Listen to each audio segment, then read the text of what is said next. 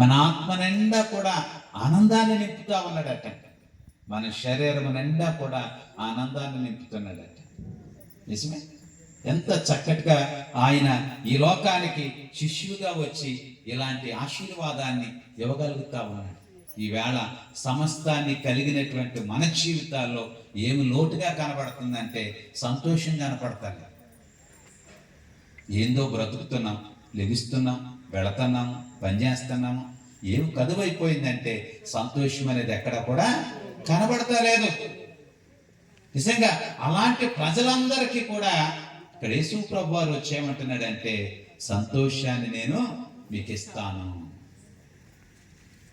ఒకవేళ అది డబ్బుతో పెట్టుకొనుకుంటే వచ్చేది కాదు, అది దేవుడు మనకిచ్చేటటువంటి ఒక వరం. ఇలాంటి మనిషి కొనుక్కోలేనిది, సంపాదించుకోలేనిది, ఇతరుల వల్ల పొందుకోలేనటువంటివన్నీ కూడా దేవుని యొక్క స్వాధీనములో కొన్ని ఉండిపోయాయి. అవన్నీ కూడా మానవులందరికీ కూడా ఇవ్వాలని యేసుక్రీస్తు ప్రభువారు శిష్యుల రూపంలో నిజంగా క్రిస్మస్ ద్వారా ఆయన ఈ లోకానికి వచ్చి మనందరికీ కూడా ఇలాంటి ఆశీర్వాదాలన్నీ కూడా ఆయన ఇవ్వడానికి వచ్చి ఉన్నాడు అనేటటువంటి సంగతిని ఇక్కడ యెషయా భక్తుడు మనందరి మధ్య కూడా ఆయన చాలా తేటగా మనందరితో కూడా ఆయన జ్ఞాపకం చేస్తున్నాడు. ఇంకొక మాట ఏమంటాడంటే ఆయన మత్తయి సువార్త 1:22-23 వచనాల్లో ఆయన అంటాడు, నిజంగానట ఈయన ఎట్లాగా ఈ లోకానికి వచ్చి నిజంగా మనుషులందరినీ కూడా అనేక రీతుల్లో ఆయన ధైర్యపరుస్తాడు అనేటువంటి విషయాన్ని చెప్తున్నాడంటే 1:22-23 వచనాల్లో ఆయన మాట్లాడుతున్న మాట ఏంటంటే, ఇదిగో కన్యక గర్భవతి అయి ఒక కుమారుని కనెను, ఆయనకి ఇమ్మానుయేలు అని పేరు పెట్టబడెను అని ప్రభు తన ప్రవక్త ద్వారా పలికిన మాట నెరవేరినట్లు ఇదంతయు జరిగాను. ఆ ఇమ్మానుయేలు పేరుకు భాషాంతరమున దేవుడు మనకు తోడని అర్థం. అంటే ఈ శిశువుగా వచ్చిన దేవుడట ఎట్లా ఉంటాడట? తోడుగా ఉంటాడట, తోడుగా ఉంటాడట. అంటే నిజంగా ఈ తోడు ఎలాంటిది? కడుపులో ఉన్నప్పుడు బిడ్డకు తల్లి తోడు, పెండంగా ఉన్నప్పుడు వాడికి 5వ సంవత్సరం వచ్చేంత వరకు తండ్రి తల్లి తోడు, అంతేనా? స్కూల్కి వెళ్ళిన తర్వాత ఆయన ఎవర్రా?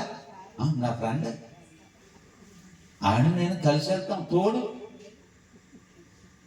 కాలేజీకి వెళ్ళిన తర్వాత ఇంకొక ముగ్గురు వస్తారు, ఆయన తోడు అంటాం. యవన వయసు వచ్చిన తర్వాత ఒక పెళ్లి చేస్తాం, ఎందుకు? తోడు. అంటే నిజంగా ఒక్కసారి మనం ఆలోచన చేస్తే ఈ తోడులన్నీ కూడా మన కళ్ళ ముందే వెళ్ళిపోతున్నాయి. పెళ్ళైన తర్వాత ఏమంటాం? ఎవరండి పెళ్ళైన తర్వాత ఎందుకురా మీరు ఆడంకలు తిరుగుతున్నారు? ఈ తోళ్ళన్నీ ఏమైపోతాయి? ఏదో చెప్తాం కదా సామెత, అడ్డాల్లో ఉన్నప్పుడే బిడ్డలు, గడ్డాల మీసాలు వచ్చాక అమ్మతోడు పోతుంది. అప్పుడు ఏముండదక్క. ఈ తోడులన్నీ కూడా ఎంతటితో ఎండ్ అయిపోతున్నాయి? ముసలోళ్ళు అయిపోయిన తర్వాత ఆ ముసలాయన ఒక ఆయన ముందు పోతాడు. ఆయన ఎంతో బాధపడతాడు. ఏమ్మ అంటే దేవుడా తోడు తీసిపోడని అంట. అంటే ఈ లోకంలో తోడులన్నిటికీ కూడా ఒక కాలం నిర్ణయించాడు. కానీ శిశువుగా వచ్చినటువంటి తోడు ఎప్పటికీ కూడా మనల్ని విడిచిపెట్టడట. నిజంగా యేసయ్యట తోడుగా వస్తేనట అది నిరంతరము కూడా ఆయన నీతోనే ఉంటాడట, నీలోనే ఉంటాడటండి ఆయన. అందుకంటాడు దావీదు ఏమంటాడంటే, యెహోవా నా కాపరి, నాకు లేమి కలుగదు. పచ్చిక గల చోట్ల ఆయన నన్ను పరుండ చేస్తాడు, శాంతికరమైన జలముల యొద్ద నన్ను నడిపిస్తాడు. ఈ తోడు ఎట్లా చేస్తాడట? కాపరిగా ఉంటాడు. ఎక్కడ సమృద్ధి ఉంటుందో, పచ్చిక అనే మాటకి ఏంటంటే సమృద్ధి.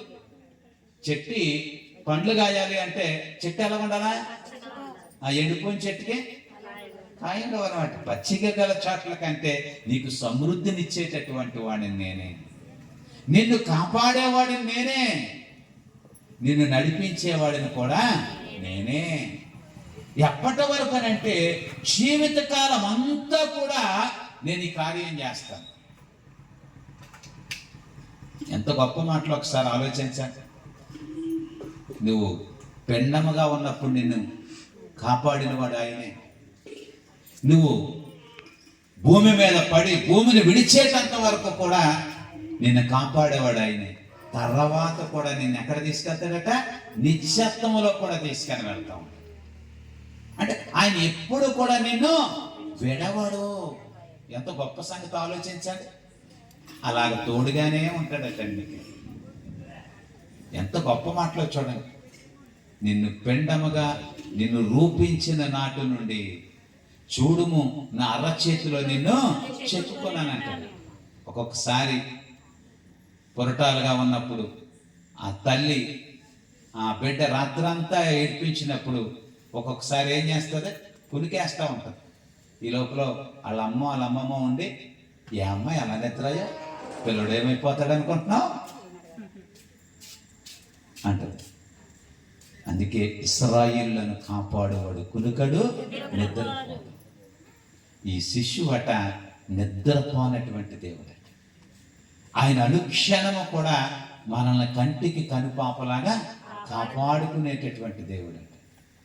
ఇలాంటి గొప్ప సుగుణాలు కలిగిన వాడే, గొప్ప ఆనందాన్ని మనకు అనుగ్రహించేటటువంటి దేవుడట.